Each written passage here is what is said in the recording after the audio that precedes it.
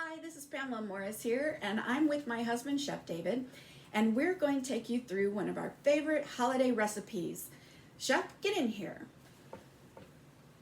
Hi everyone, thanks Pamela. So pleasure to be here.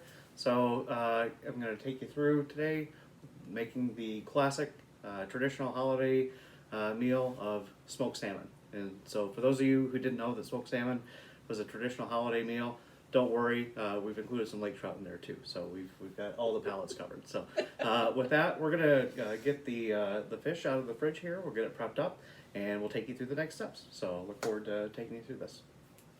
Sounds good. Hey, welcome back. Okay, so we're ready to start the process. There's a lot of love that goes into making a good batch of smoked salmon. So it actually takes quite a bit of love and care to get the little pin bones out of the fillets. So it's very tedious, but believe me, it's worth it in the end. If you just run your finger along here, some of these are pretty fine. Actually, this one seems to be okay. Here I can feel, I don't know if you can get in here real tight, Pamela, but if I can just feel one of these bones, you'll see they just pull right out like that, right? And so again, this is going to take some time, but well worth the investment to get these out of here. So I'll just tell you, I learned from experience. The very first batch of smoked fish I ever did, I didn't go to this trouble. I learned pretty quickly.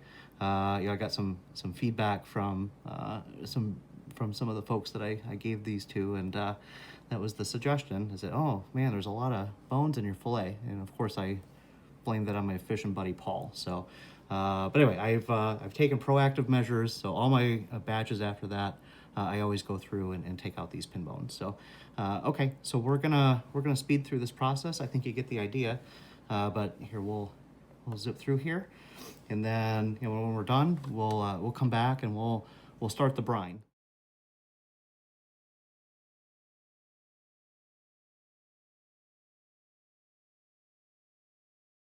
Hi, we're back. Dave? Hi everyone, yep.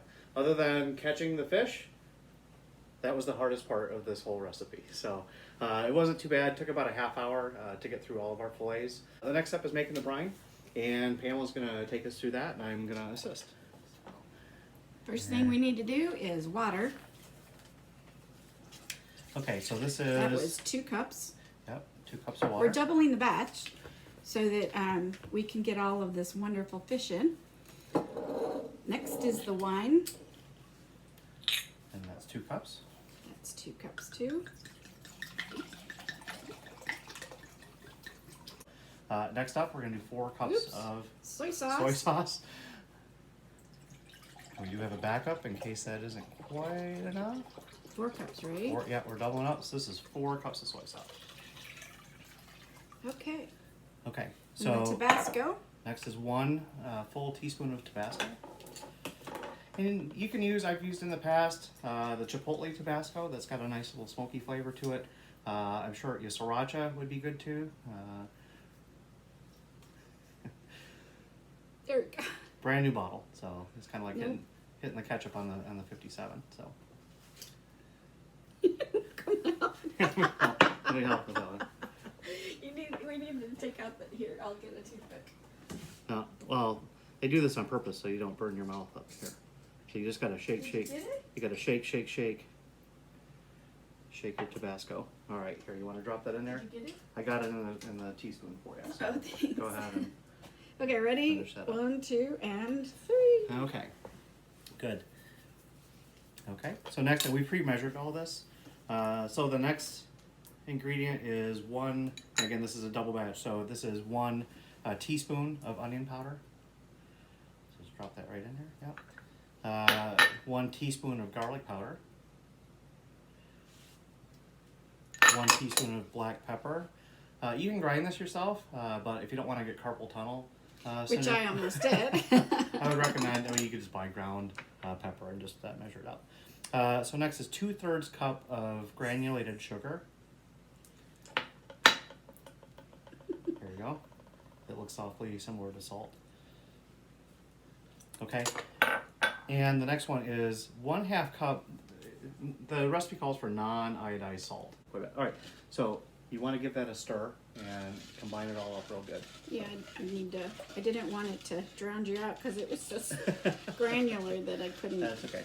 So this will take a few minutes. You just you want to get it so you can't hear the Grains. the grains grinding around in there. So next step is we're gonna pour this brine over the fish in a pan or a pot that's gonna sit overnight in the refrigerator. So while sous chef Pamela is finishing up the brine, I'm gonna place the fish in here. So just it's just your typical we're gonna put a turkey in or something, but Broiler pan. yeah, broiler pan. But you just want to deep enough so that you put the fish in here, and then it's gonna take up the liquid. You want to try to not overlap the fish on top of each other. It does kind of need to breathe in here to soak up the brine. If you get real close, real tight on the space, just try and make sure there's a gap in here so that the liquid can move around.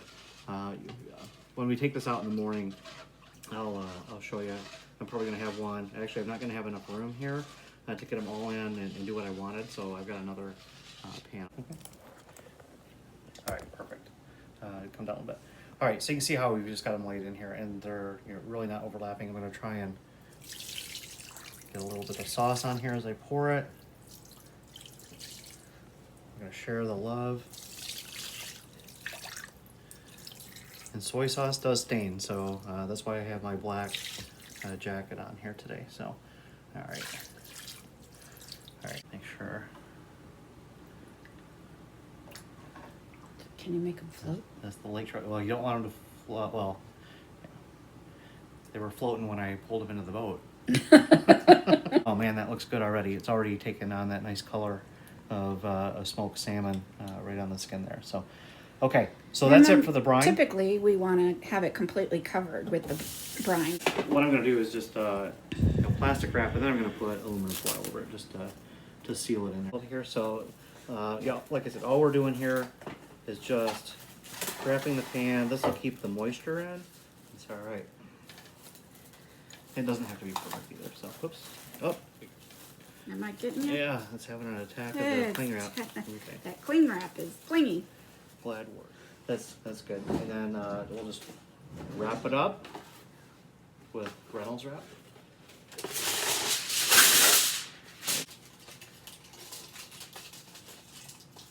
Go ahead.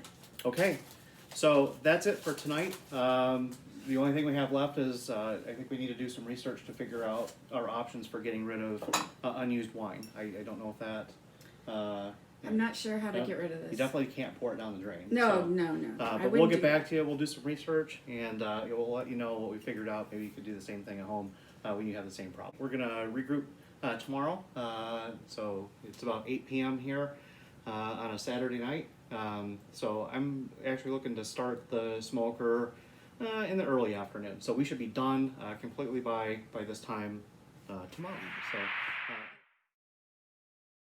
Now that the fish has brined overnight in the refrigerator, we need to prepare it for the smoker. The first thing we need to do is give it a shower, pat it dry, and leave it to sit for an hour.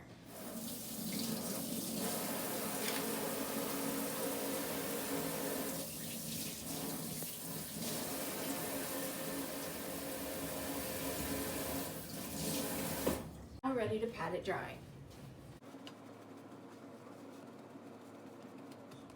While we're waiting for the fish to air dry, we want to go ahead and start soaking the wood chips that we're going to use in the smoker.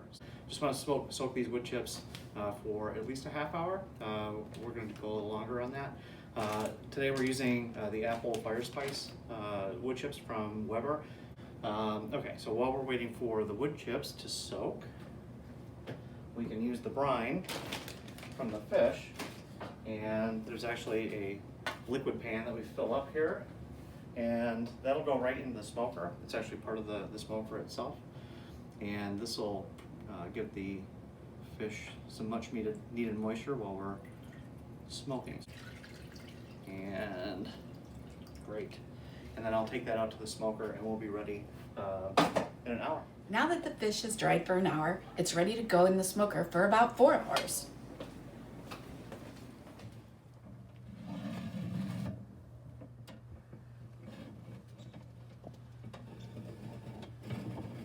Okay, so now now we've got the fish loaded and we're ready to go.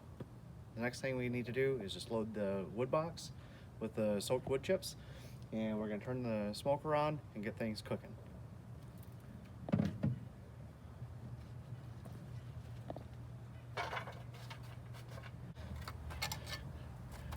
I'm only gonna load it this way once. There's actually an access port on the side, so we'll fill this thing up every 45 minutes or so. To just keep the smoke going without having to open up the firebox or the smoker box here.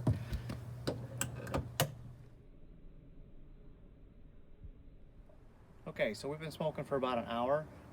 It's time to refill the wood chips here just to make sure we have that smoke going for the whole 4 hours. So I'm just going to add some here on the little side port. There you go.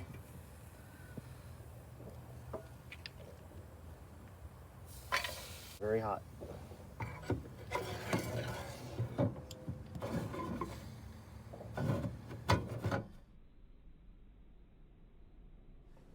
All right, the fish have been in the smoker for the last 4 hours and they should be just about ready. What do you say we go check it out and see if our hard work is paid off? Sounds good to me. All right, let's go get them.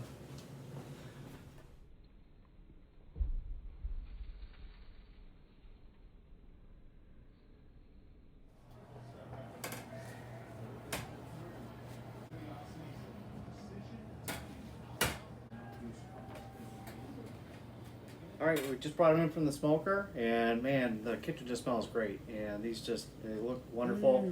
So we're gonna let these cool down just for a few minutes, and then we're gonna package them up, and that's it. So hopefully you found this entertaining and educational, and hopefully if you haven't tried smoking before, maybe you want to give that a try. And go for it. You know, the smokers are actually pretty inexpensive, and this is just real fun. You can do a lot of things with a lot of different meats, so and vegetables too. So anyway, thanks for watching. It's been a lot of fun, putting this together. Almost as much fun as actually doing the smoking, and I look forward to having one of these for us, and the rest are going out for gifts. So, Maybe tonight. maybe tonight. So all right, thanks everyone. Thank Hope you enjoyed you. it. All right. Enjoy.